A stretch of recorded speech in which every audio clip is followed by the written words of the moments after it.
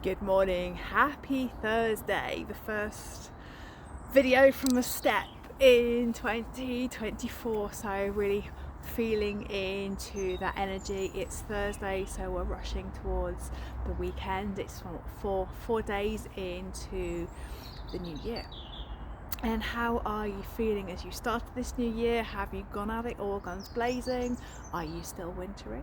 Are you still feeling somewhere in between, or have you suddenly felt that movement of the energy of just wanting to start to get a little bit more focused on what you want to do, what you want to achieve? But it's so important at the moment just to really honour your body, honour your energy as well, because although we like to, hit the new year at a sprint, what I'm being shown is the faster we start this new year, the slower and the more we are going to be slowed down towards the middle part and the end of the year. And what I mean by being slowed down is our physical bodies might not be able to take this fast pace that we started January with. And the message that was really coming through is be gentle with yourself. Start January slowly.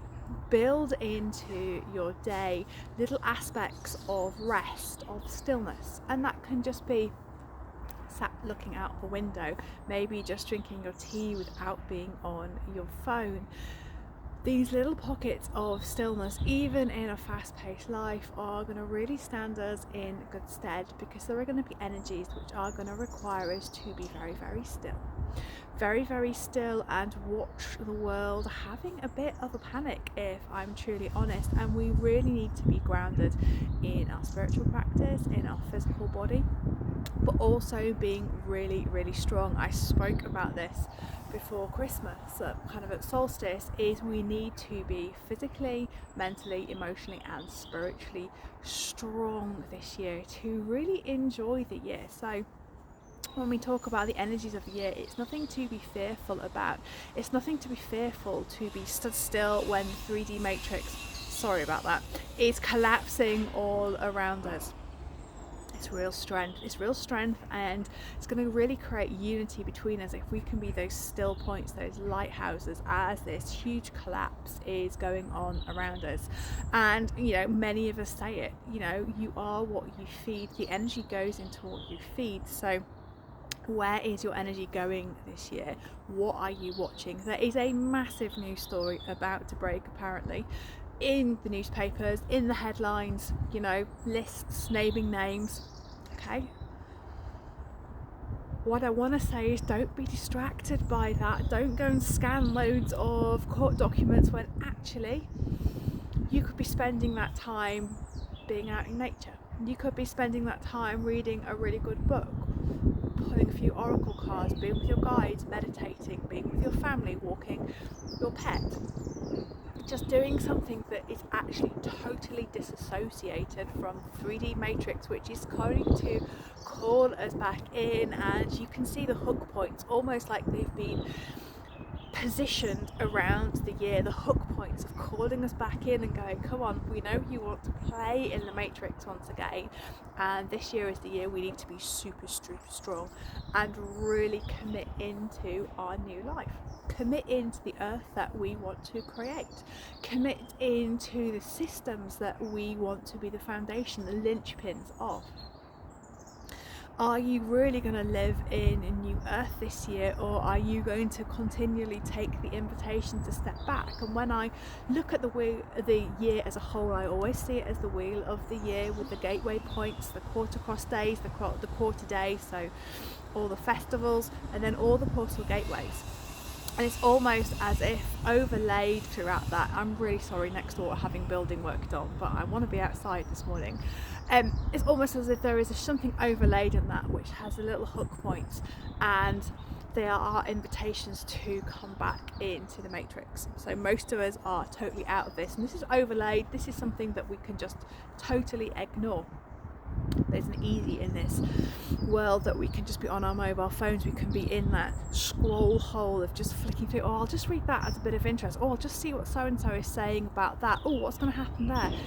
this year is a year where we really need to switch off. We need to be online spiritually, but also offline on the online world, which is very, very difficult for most of us who are building our lives on the online world. But it's having those strategic gaps, those strategic stepping away from the screens to make sure that we are really looking after our energy.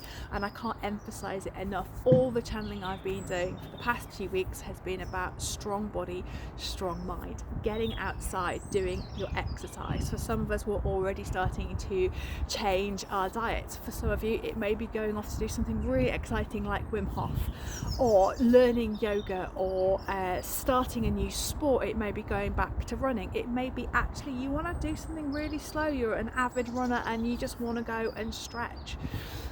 But it's about creating a really strong vessel, because when these light upgrades come through, some of them were described to me this morning as being a total tsunami of light, which we need to be there and we need to be ready to receive it. So the light intensity is going to ramp up somewhat once again, and this is super exciting. We shouldn't be fearful of it, but what we need to be doing is facing it strong.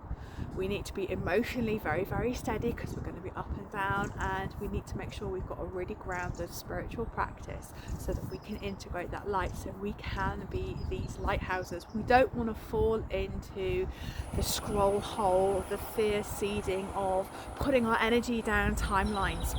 Let all that play out. So important at the moment. Don't get dragged back into it. Don't get dragged back into conversations about it either. And what I was being shown is this tsunami will start coming through. We're going to have an interesting spring equinox. Astrologically, it's a little bit meh, but then we've got a lot of the eclipses in Aries. That new moon eclipse is going to be really, really powerful. So we need to be ready, we need to be strong, and that for me is about physical preparation. So since November time, really, end of October it started coming through. November I really committed to getting fit, really cleaning up my diet, uploading my practice, up-leveling my practice, making sure that I am connecting in regularly. Every day I do a piece of channeled writing, and every day I make sure that I am sat. And it is about discipline. It really is about discipline, but this will really get us through this year. I'm sorry, my hands are starting to get really cold. It's going to be really, really important to be these lighthouses coming forward, because everything is imploding around us, and we need to be the ones who are steady and stable. We need to be the ones who are already looking forward. So it's not about looking back into the years that have been, looking back into theories, looking back into bits of information.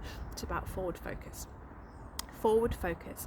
Who are you and what do you want to create? And in the work that I do, I am so blessed to work with some of these new earth leaders who are really moving and shaking, who are really creating the foundations for new institutions, the new ways of educating young people as well.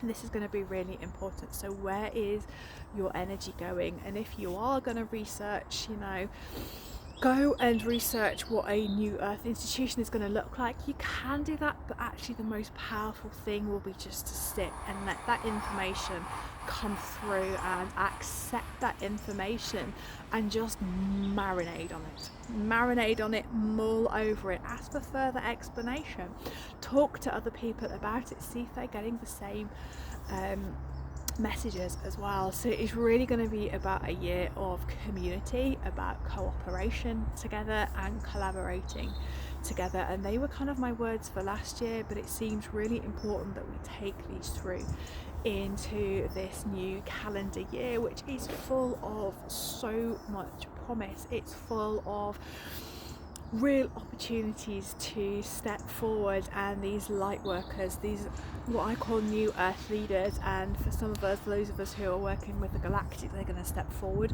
more and more and more, and we are going to be bringing through some really important information. We're going to be doing a lot of deep inner work this year again, but it does seem really exciting when I'm kind of tuning into that galactic energy of how we can shift and change, and how we can bring forward new technology for our advantage.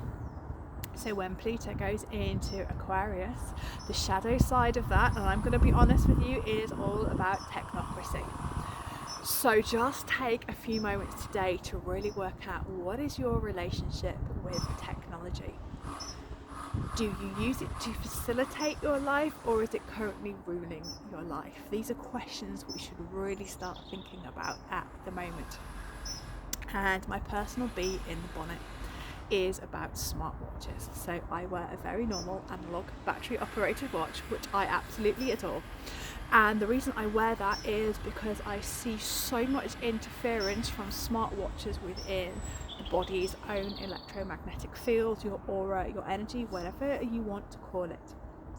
So I'm going to really ask you, particularly if you do wear one, if you wear one for recording your running, okay, that's okay. But if you're wearing it constantly, 24 hours a day, and it's tracking your sleep, it's tracking your heart rate, it's tracking, I think someone said the other day, it can track how full your internal battery is. Quite sure how you work that out. If you're tracking all your exercise, if you're counting calories on it, although that works by the way, if you whatever, it's tracking everything in your life. So I'm going to ask you, is that ruling your life? Are you a slave to that piece of equipment on your wrist, or are you using it to your advantage? Can you take it off for a bit? Can you take it off when you sleep, put it in another room? Really important you ask that question. It's been coming up for me over the past few days as I see so many people, you know, with their shiny new smartwatch for Christmas. Is it going to rule your life? Or what is it bringing? What is the benefit that it is bringing to your life? What is the benefit it's bringing to you energetically as well? Is another question I want to ask. You've got a wearable computer on your wrist. Are you over relying on it? I'm going to let you think about that, but when we get into this Pluto in Aquarius, the shadow of technocracy, we're going to have to be the ones who are using technology for our advantage, bringing through new technologies and actually junking the control of technology. It's going to be a really, really fine line, but we are going to go more into crystal technology, going back into telekinesis, going back into connecting telepathically, doing a lot more work with our minds. So is this, not this one, but is your smartwatch, your mobile phone impeding you from doing that? So I'm just going to leave you with that thought, because it seems something that we are going to have to be really honest with ourselves and really check in with our bodies. And if you're wearing one of these devices, you know, put it on, check in with your body, take it off, put it in another room, check in with your body, check in with your heart, drop into your heart. What is it doing for you? Is it working to your advantage, or is it actually paralysing you and stopping you moving forward on your ascension path? So that's it from me this morning. It's starting to get a little bit cold here, but it is unseasonably warm on the step this morning. So I look forward to hearing any of your thoughts, particularly if you do wear a smartwatch. It would be really, really interesting to hear what your thoughts are. And if you are free at 7 o'clock next Thursday evening, I'm doing an online Zoom, a new moon ceremony for the new moon in Capricorn, tipping my toe back into holding online ceremonies. And for those of you who live locally to me, there'll be some in-person ones starting from Imbolc. So I'm super excited about it. So whatever you do, have an amazing day. I'm sending you so much love and take care.